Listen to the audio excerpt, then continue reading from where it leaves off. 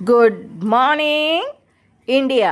ఈరోజు నేనైతే ఘీ కార్న్ అయితే చేశాను. ఎలా చేశానో చూసేయండి. మరి వీడియో అయితే ఫస్ట్ టైం చూస్తున్నట్లయితే ప్లీజ్ లైక్ చేయండి, షేర్ చేయండి, సబ్స్క్రైబ్ చేసుకోండి. నేను 2 స్వీట్ కార్న్ అయితే తీసుకున్నాను.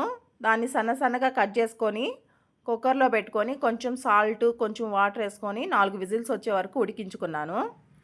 ఇప్పుడు స్టవ్ మీద బాండిలు పెట్టుకొని అందులో ఘీ 1 స్పూన్ వేసుకున్నాను.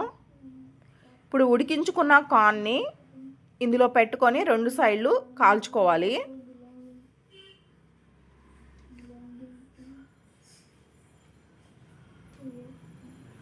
ఒక సైడు కాలిన తర్వాత ఇంకో సైడు తిప్పుకొని 2 వైపులా కాల్చుకోవాలి.